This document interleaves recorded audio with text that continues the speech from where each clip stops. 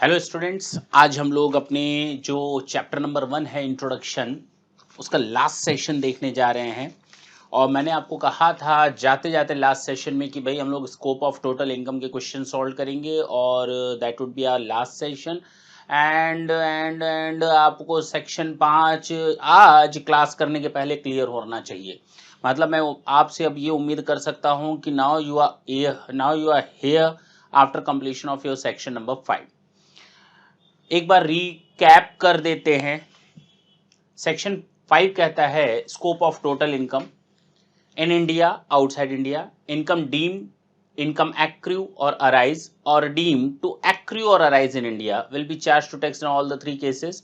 Income received or deemed to be received in India will be charged to tax in all the three cases. Outside India, पहला, if business is controlled or profession is set up in India. ये था उस case में where any income is accrued or arise outside India but if business is controlled or profession is set up in India. तो first two cases में taxable था and the last one was any other case, केवल first case में taxable था। आपके हाथ में assignment होंगे, क्वेश्चन 1 पिक करते हैं, सॉल्व करने की कोशिश करेंगे। कैसे सॉल्व होंगे ये questions? A earns the following income during the financial year 17-18। अब मिस्टर ए की इनकम का कैलकुलेशन करना है, उसकी कुछ डिटेल्स हमारे सामने दी हुई हैं। पहला दिया है interest paid by an Indian company but received in London, pension from former employer in India received in USA. Profit earn from business in Paris, ठीक है सर। इनकम फ्रॉम एग्रीकल्चर, ठीक है। Income from property in England, ठीक है। Past foreign untaxed income. Compute his income for the assessment year 18-19 if he is a resident and ordinary resident, if he is resident but not ordinary resident and the non resident। तीन चीजों के लिए calculation करने हैं हमको, तो क्यों ना हम एक चार्ट बना दें और यहां ROR की इनकम कैलकुलेट कर लें, यहां RNOR की इनकम कैलकुलेट कर लें और यहां NR की इनकम कैलकुलेट कर लें।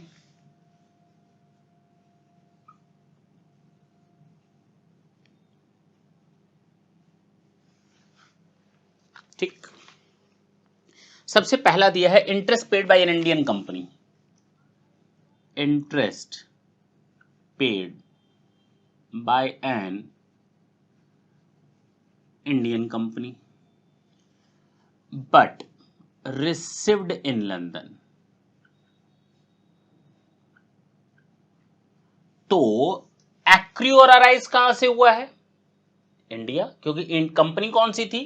इंडियन थी।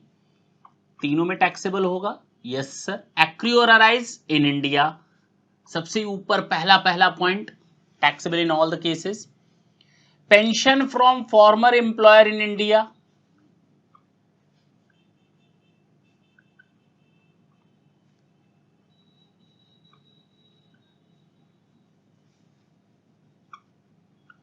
but received in USA।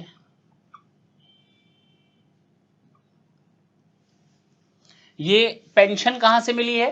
Indian employer से। इंडियन एम्प्लॉयर अगर पेंशन दे रहा है तो बट ऑब्वियस है मैंने उसके यहाँ काम किया होगा, और अगर मैंने उसके यहाँ काम किया था तो कहाँ काम किया था? इंडिया में। इनकम एक्रू और अराइज कहाँ से हो रही है? इंडिया से। रिसीव्ड कहीं भी हो उससे कोई फर्क नहीं पड़ता। Will be charge to tax in all the three cases. Third, profit earn from business in Paris which is controlled in India. Okay, last one वाला, outside India income accrue or arise outside India but business is controlled or profession is set up in India। हाँ या ना? तो यहां पर business in Paris controlled in India, तो दो cases में टैक्सेबल हो जाता है ना? जी सर। तीसरे में टैक्सेबल होगा? नहीं सर। लेकिन मैंने आधा पढ़ा है क्वेश्चन, अभी आधा क्वेश्चन बाकी है। Half of which being received in India. तो हम लोग को ये चीज तो मालूम है कि इसका आधा कहां रिसीट हुआ है, इंडिया। वर्ड क्या यूज किया गया है, रिसीट। और रिसीट, इनकम, रिसीट और deemed to be receipt in India will be charge to tax in all the 3 cases. तो मान लेते हैं इस 40,000 का 20,000 कहां रिसीट हुआ, इंडिया में। तो क्या वो टैक्स नहीं लग जाएगा रिसीट बेसिस पर? यहां तो वैसे भी लग गया, फुल पर लग गया, इस पर तो कोई पार्ट की तो बात ही नहीं थी, क्योंकि ये दोनों पर 100% टैक्स इंडिया में लगना ही लगना था। तो इसके बारे में तो कोई क्वेश्चन ही अराइज नहीं है सर, इसको भी आधा आधा कर लीजिए, कोई जरूरत क्या है इसको आधा करने की। हाँ, लेकिन जो रिसीट इन इंडिया है उसको आप यहां हाफ ऑफ विच टैक्सेबल हो गया। यहां चूंकि ऑलरेडी 40,000 में 20,000 शामिल है, वो आप चाहे तो 20 यहां, 20 यहां, 20 यहां, 20 यहां, वो आपकी मर्जी है, करना चाहो तो, otherwise it is not required. Income from agriculture in Bhutan, agriculture income from Bhutan, और कहता है रेमिटेड इन इंडिया। चलो रिसीट नहीं है, रेमिटेड इन इंडिया, लेकिन outside India agriculture income sir माफ होता है। अरे कहां माफ होता है, ये इंडियन एग्रीकल्चर इनकम नहीं, आउटसाइड इंडिया का टैक्सेबल होगा। जी सर, आउटसाइड इंडिया का एनी अदर इनकम केवल पहले वाले में टैक्सेबल होता है। लास्ट वाला पॉइंट देखें, सबसे लास्ट, एनी अदर इनकम। ये इनकम एक्री और अराइज इन इंडिया था, नहीं था। इनकम रिसीट इन इंडिया है, नहीं है। आउटसाइड इंडिया का है, हाँ। क्या ये बिजनेस और कंट्रोल्ड इन इंडिया है, नहीं है। एनी अदर इनकम, जी, केवल पहले में टैक्सेबल होगा। और income from property in England,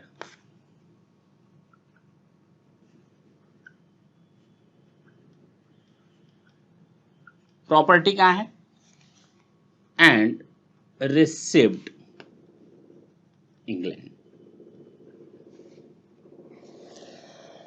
any other income है, जी सर, केवल 8,000 यहां आ जाएगा, yes sir. Past foreign untaxed income,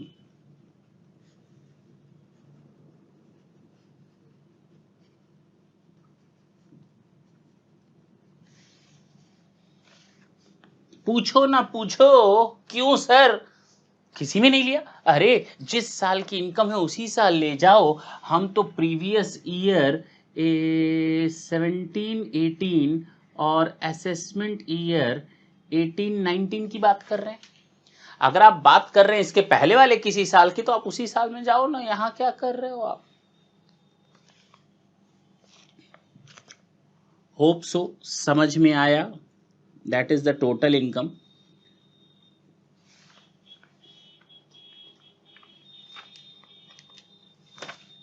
ऐसे ही पता चल गया।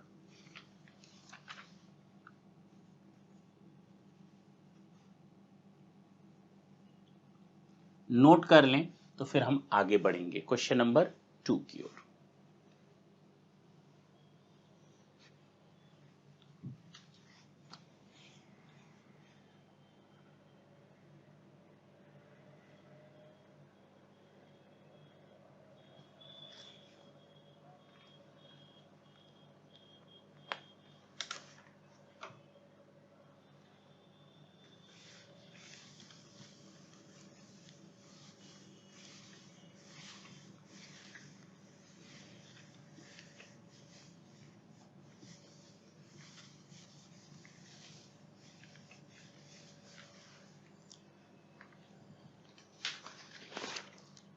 क्वेश्चन नंबर 2,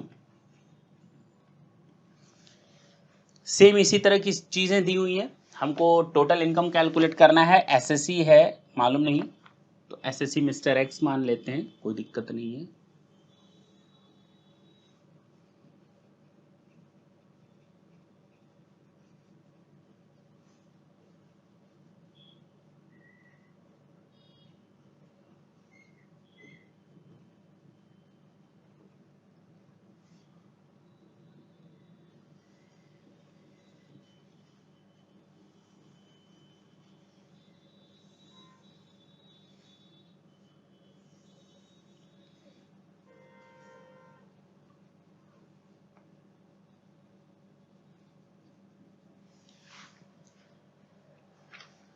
करें,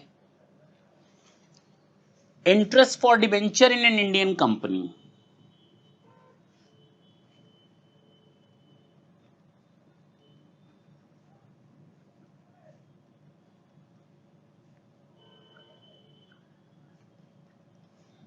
received in London.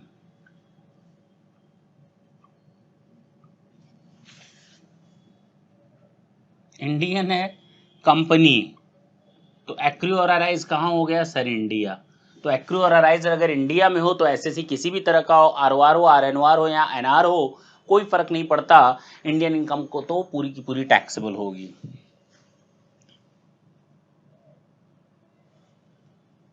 Interest on deposit in India, receipt in Germany, same यही पॉइंट है। डिपॉजिट कहाँ किया था? इंडियन कंपनी में। रिसीट कहीं भी किया हो कोई फर्क नहीं पड़ता। Interest on UK development bond, 50% interest, receipt in India. Sir इसका क्या मतलब है? ये यूके का मतलब उत्तराखंड ना समझ लेना, ये यूके का मतलब आउटसाइड इंडिया था, तभी तो यहां पर एक चीज और क्लियर किया हुआ है, 50% इंटरेस्ट रिसीव्ड इन इंडिया। तो आउटसाइड इंडिया की इनकम थी एनी अदर इनकम, क्योंकि ये बिजनेस और प्रोफेशन कंट्रोल इन इंडिया नहीं, आउटसाइड इंडिया का एनी अदर इनकम केवल पहले में टैक्सेबल होता है। कितना है सर? 40,000। बाकी में टैक्सेबल नहीं होता, लेकिन आगे लिखा है 50% रिसीव्ड इन इंडिया, तो हम लोग को इन इंडिया में मालूम था इनकम रिसीट इन इंडिया, आधा तो मिल रहा है ना। तो जितना इंडिया में मिलेगा income receipt in India will be charge to tax irrespective of the fact whether the SSC is ROR, RNOR or NR. Is it clear? फिर से बोल दूं, 40,000 मिला, हाँ बात खत्म। पहले में तो वर्ल्ड वाइड इनकम टैक्सेबल होती है, वी नो वेरी वेल। लेकिन अगर मैं बात करूं आउटसाइड इंडिया की कोई इनकम है, तो पहले तो नीचे वाले कॉलम में जाएं, आउटसाइड इंडिया, पीछे पेज पलटें और नीचे देखें आउटसाइड इंडिया। हाँ सर, क्योंकि इन इंडिया का नहीं है, आउटसाइड इंडिया है, यूके डेवलपमेंट बॉन्ड। तो इतना ही समझें, पहले वाले में टैक्सेबल लगे और टैक्स लग जाएगा। लेकिन अगर आउटसाइड इंडिया की बात करें तो आउटसाइड इंडिया में पहला बताया था बिजनेस और प्रोफेशन कंट्रोल्ड इन इंडिया, तभी इस वाले में टैक्सेबल होगा, दो में तभी टैक्सेबल होता है। इधर कब टैक्सेबल होगा? अदरवाइज नहीं होगा, यानी कि आउटसाइड इंडिया का कहीं नहीं आएगा, एनी अदर इनकम नहीं आएगी, दोनों में नहीं आएगी। लेकिन कहता है रिसीट बेसिस पर तो कहीं भी आ जाएगी। ऊपर चले जाएं, ऊपर देखें रिसीट इन इंडिया लिखा होगा, इनकम रिसीव्ड इन इंडिया, वो सब में टैक्सेबल होती है। तो रिसीट बेसिस पर जितना मिला उतना टैक्स लग जाएगा, ये तो पूरा लगना ही लगना था, ये तो कुछ सोचना ही नहीं, वर्ल्ड वाइड इनकम टैक्सेबल होती है। डिविडेंड फ्रॉम ब्रिटिश कंपनी,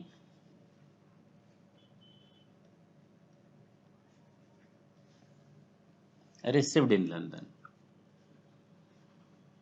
ये एनी अदर इनकम हो गई। हाँ सर एग्री ना? जी सर। तो आउटसाइड इंडिया में एनी अदर में आ जाएगा, वहीं रिसिव्ड हुई वहीं दी हुई। Profit on sale of plant,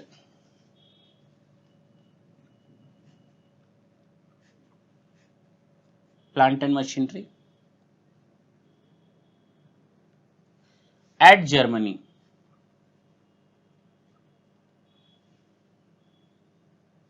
controlled from Delhi,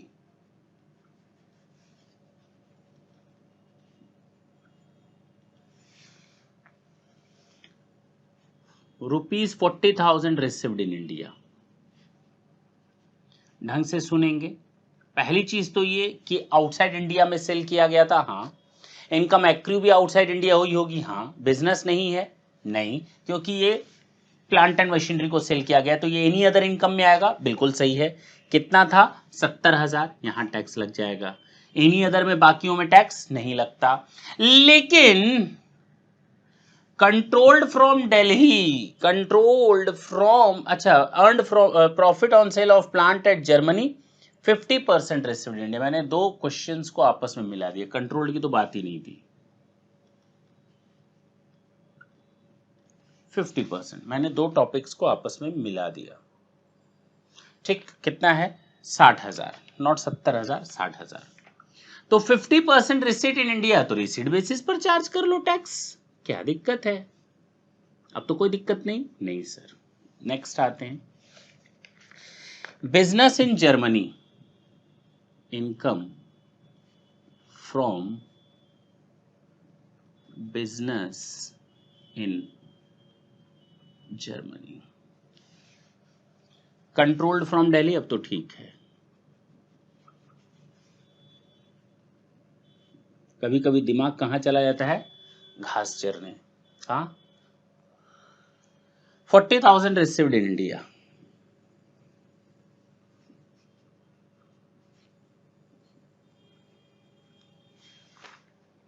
70,000।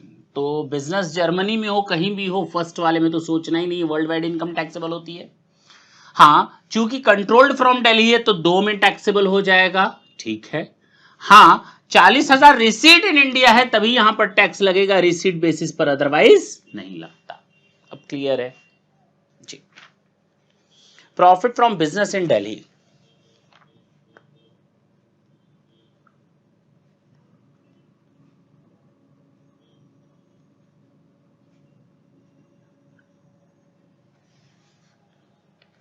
Managed from London.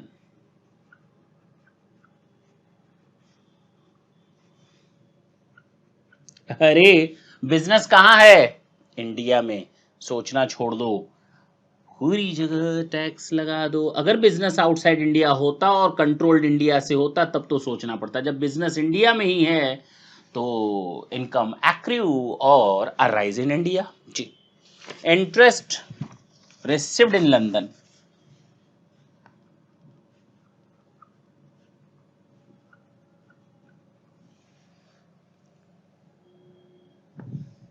On money lent to, किसको उधार दिया था, resident of India.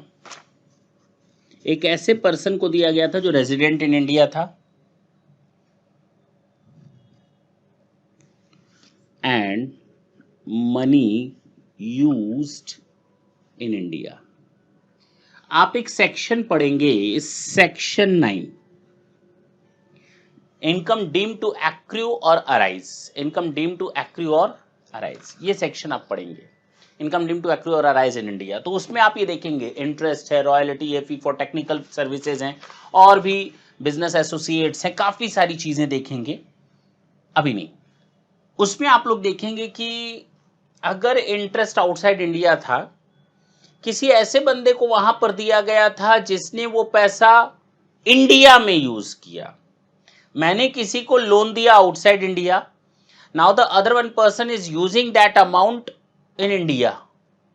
It means whatever the other one person to whom I have given the amount will earn from India, it means the amount will be distributed to me on account of interest belongs to India। हाँ है ना, इसका मतलब जो interest आएगा वो भी income India से ही आएगी, तो इसको डीम टू एक्रू और अराइज इन इंडिया मान लिया जाता है। तो ये है आपका 46,000, तीनों में टैक्सेबल होगा।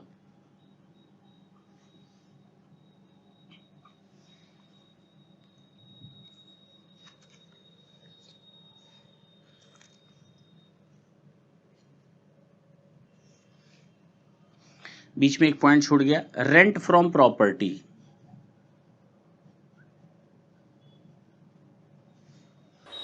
इन London, deposited in Indian bank,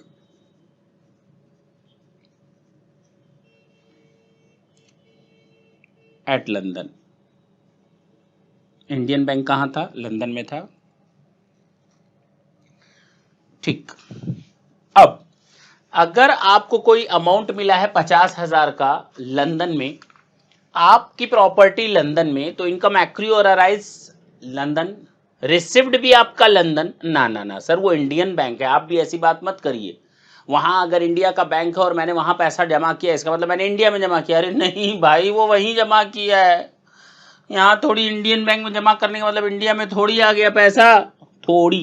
अच्छा, कितना रुपए थे, 50,000, that's it. Fee for technical services,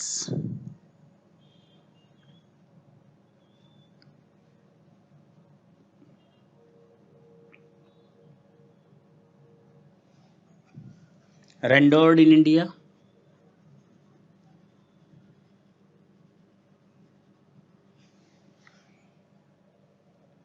but received in London.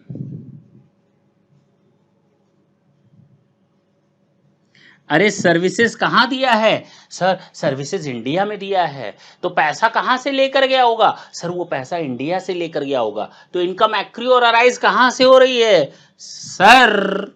India से हो रही है। कितना लिखेंगे तीनों में? 25,000। अच्छा last one, royalty received in London for a right given to non-resident in India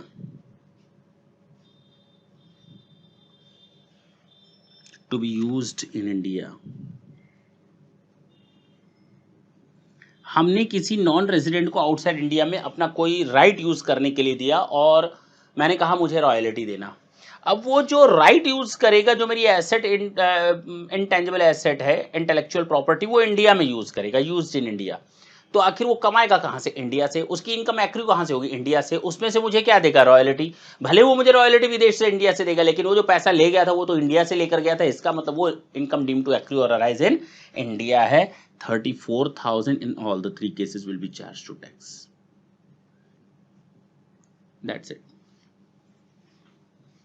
This is the total income.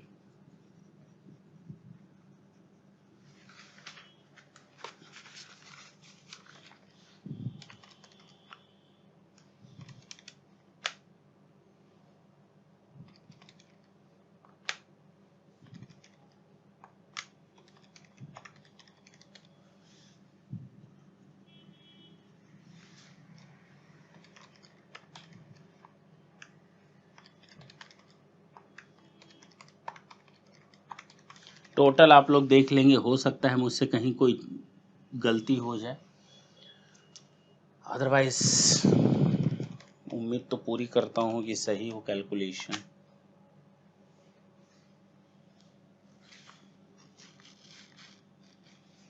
That's it. Note करें।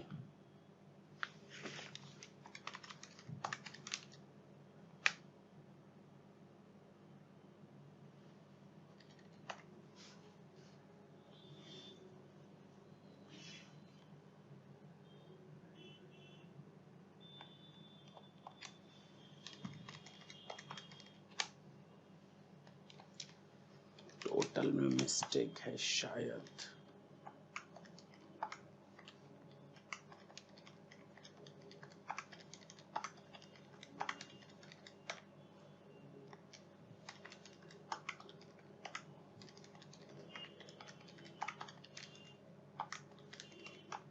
ठीक, नोट करें जल्दी।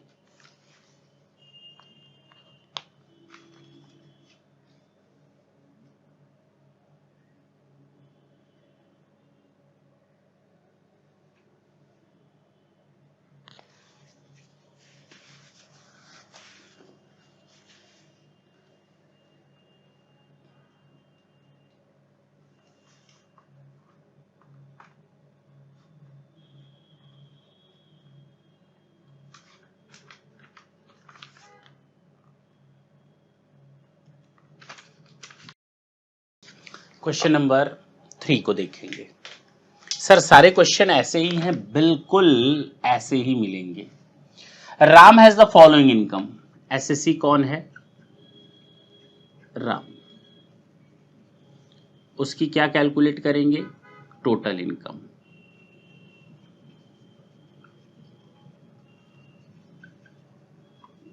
Previous year 17-18 we know, assessment year 18-19।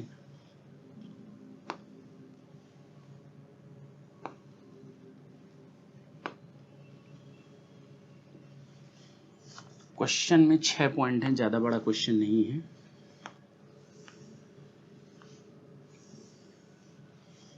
अगर मिस्टर राम आरओआर है, आरएनओआर है या NR है तो क्या होगा?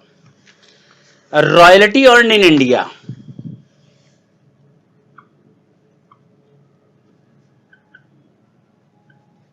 अब इसके आगे कुछ भी लिखा हो तो मेरे हिसाब से बेकार है, क्योंकि इन इंडिया अर्नड है, रिसीव्ड ऑन 3 मई 2017 इन नेपाल, कोई फर्क नहीं पड़ता।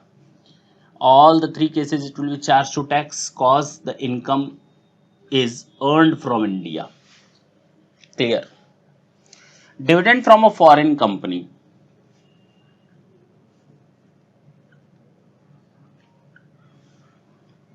Received in Nepal. फिर वही बात, डिविडेंड फ्रॉम फॉरेन कंपनी, विदेश से विदेश में चला गया, क्या इंडिया से अर्न किया? नहीं sir.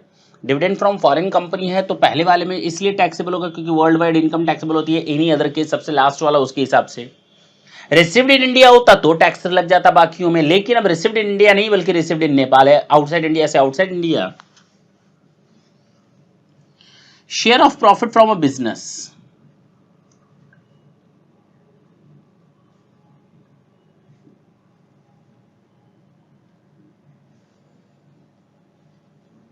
In Nepal, received in Burma,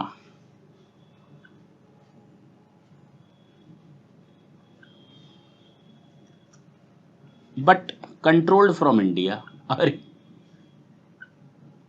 controlled from India, अगर इंडिया से कंट्रोल्ड है तो दो केस में तो टैक्स लग ही जाएगा, फर्स्ट एंड टू में,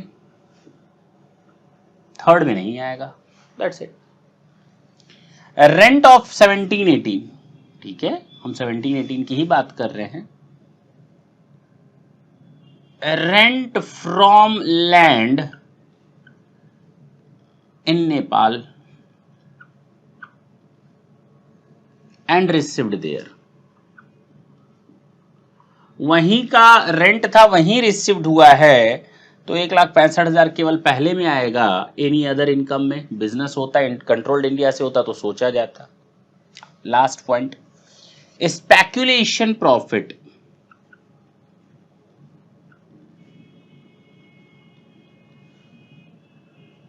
अर्नड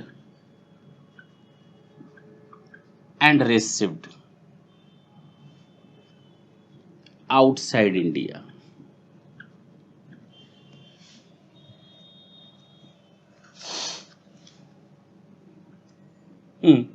आउटसाइड इंडिया भैया, सबसे लास्ट वाले में आ जाओ, एनी अदर इनकम।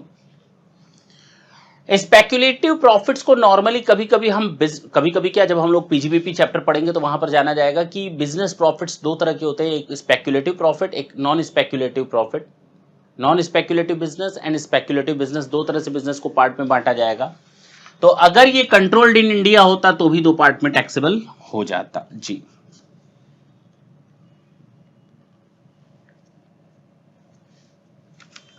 अप्रैल 2016 लिखा है, आप 17 कर देंगे इसको। Profit on sale of machine eight Delhi and received on 30 मार्च 2018, 17 लिखा है, आप 18 कर देंगे। तो रिसीव्ड है, दिल्ली की प्रॉपर्टी है, तो कहीं भी मिले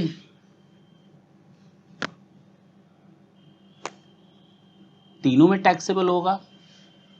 half of received in London है, उससे क्या लेना देना, सेल तो इंडिया में हुई थी ना, तो एक्रू अराइज इन इंडिया। तो यहाँ पर डेट गलत लिखी है, मैं उसको सही कर दे रहा हूँ, आप लोग भी 15 अप्रैल 17 कर देंगे। चलें, that was your answer. Calculate कर लेंगे टोटल, नोट करें तो फिर हम नेक्स्ट क्वेश्चन नंबर 4 की ओर चलेंगे। और हमारे पास अब केवल शायद 2 क्वेश्चन और हैं। हाँ, 4 एंड 5 करेंगे, यहाँ 4 एंड 6 कर लेंगे, दैट्स इट।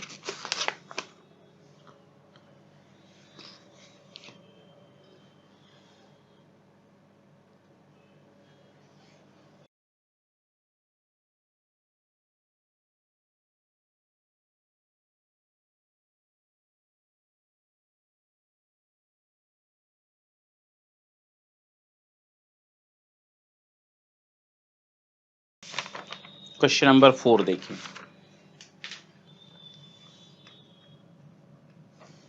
एसएससी कोई भी हो,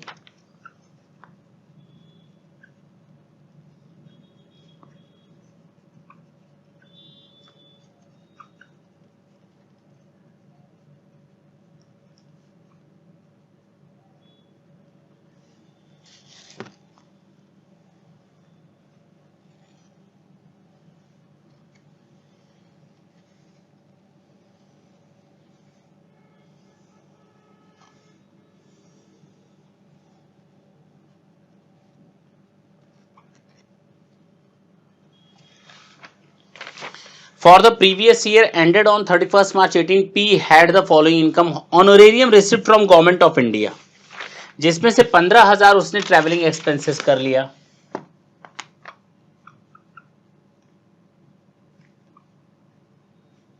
गवर्नमेंट ऑफ इंडिया से मिला है। 1,00,000 रुपए मिला था जिसमें से उसने 15,000 ट्रैवलिंग में खर्च कर दिए, तो 85,000 गवर्नमेंट ऑफ इंडिया से मिला है, तो बट ऑब्वियस है सबमिट टैक्सेबल होगा, इनकम एक्रू और अराइज इन इंडिया है। Clear. Second, profit from business in Kerala, Kerala outside India? नहीं सर, इंडिया में है, आप भी ना। Profit from Kerala controlled from Canada. तो जब ऐसा केस हो तो आपको मालूम है दो में टैक्सेबल हो जाता है। Business is controlled from India if income is accrued or arise outside India. क्यों? नहीं सर, ये उल्टा केस है। ये बिजनेस तो इंडिया में है, कंट्रोल्ड आउटसाइड इंडिया है। ये केस वो नहीं है जो आपने बोला। ये केस है कि business is controlled from outside India. तो पॉइंट नंबर 3 कहता है कि profit earned from a business in Kerala. तो ये तो समझ में आ गया कि अगर केरला है तो इंडिया है, इंडिया है तो कोई भी इनकम इंडिया से कमाई जाएगी तो वो सारे केसेस में आ जाएगी, चाहे बिजनेस कहीं से कंट्रोल किया जाए। लेकिन हाँ, अगर इनकम आउटसाइड इंडिया अर्न की जाती है और उसका कंट्रोल इंडिया से होता तो फर्स्ट 2 केसेस में टैक्सेबल होता। जी सर। तीसरा, रॉयल्टी रिसीव्ड फ्रॉम, सर फिर आप गवर्नमेंट ऑफ इंडिया बोल रहे हैं तो आप कहेंगे आंख बंद करके तीनों में लिख दो, आप लोग बहुत तेज हैं ना। 60,000। अच्छा जी। Profit from business in Bangladesh,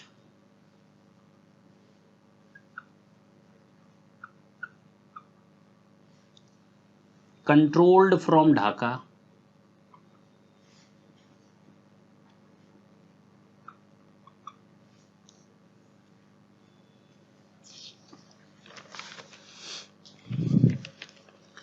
अब 40,000 बांग्लादेश है, कंट्रोल ढाका से है, तो इसके में ऑल ओवर इंडिया का आ जाता है। कंट्रोल्ड इन इंडिया होता तो शायद यहां होता, अदरवाइज नहीं।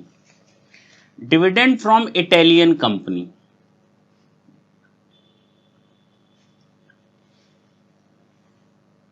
ठीक, आउटसाइड इंडिया का है ना, वहीं पर है सब कुछ, तो केवल फर्स्ट केस में टैक्सेबल होगा। सर डिविडेंड माफ होता है? अरे वो डिविडेंड माफ होता है जो इन इंडिया कंपनी से हो, कंपनी इन इंडिया। जी, जिस तरह एग्रीकल्चरल इनकम इन इंडिया माफ होता है, उसी तरह dividend from N Indian company माफ होता है, आउटसाइड इंडिया का नहीं होता। अच्छा, एग्रीकल्चर इनकम फ्रॉम श्रीलंका आ गया ना, अभी नाम लिया और आ गया।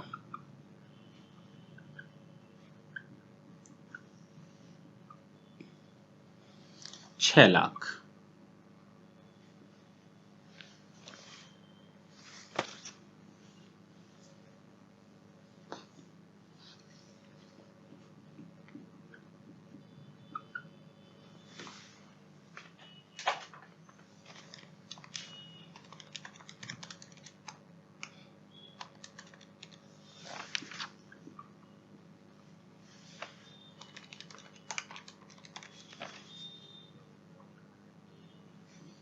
जल्दी से इसको नोट कर लें तो हम एक लास्ट क्वेश्चन और पिक करेंगे, उसके बाद इस चैप्टर को टाटा और bye bye.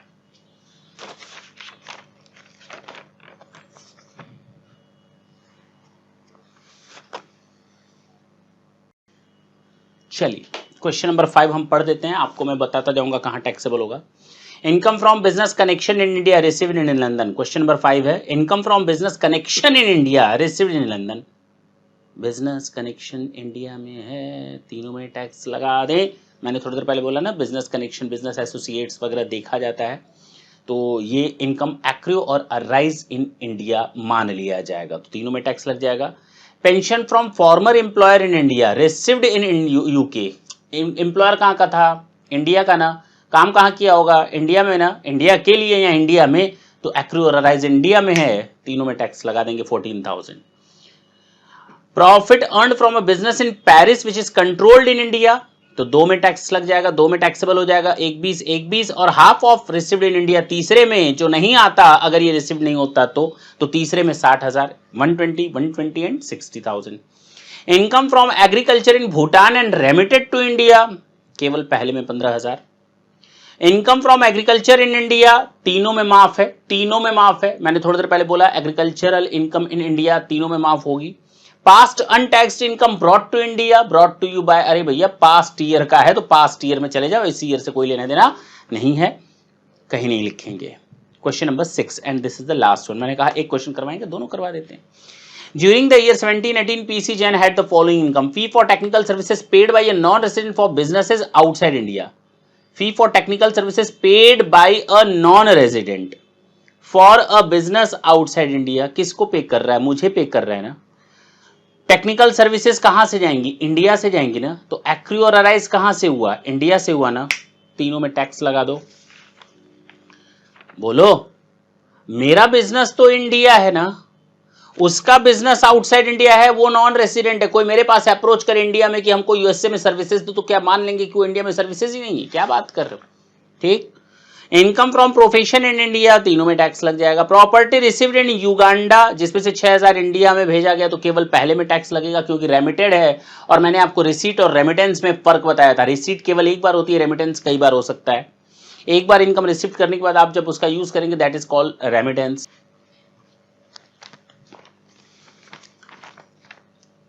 Profit earned from agriculture in UP, तीनों में टैक्सेबल होगा। यूपी है, तीनों में टैक्सेबल हो जाएगा, कहीं कोई दिक्कत नहीं सर। नहीं सर, आप ना एग्रीकल्चर इनकम ना आउटसाइड इंडिया हो तो टैक्सेबल होता है, इन इंडिया हो ना तो माफ होता है। तो एग्रीकल्चर इनकम अगर यूपी से है तो इंडिया है ना, तो माफ कर देंगे। एग्रीकल्चर इनकम इन केन्या, केवल पहले वाले में टैक्स लगेगा, बाकी दोनों में नहीं लगेगा। पास्ट अनटैक्स्ड प्रॉफिट सर मत बताइए, तो आएगा ही नहीं। तो दूसरा, income from profession in India but received in Germany, सारी चीजें हो गई। Property income in Uganda, out of it 6,000 was remitted in India, तो आपको बता दिया युगांडा में प्रॉफिट है तो केवल पहले में टैक्सेबल होगा जी। That's it, this is the complete chapter. Next session से हम लोग सैलरी चैप्टर को स्टार्ट करेंगे। Thank you, thanks a lot.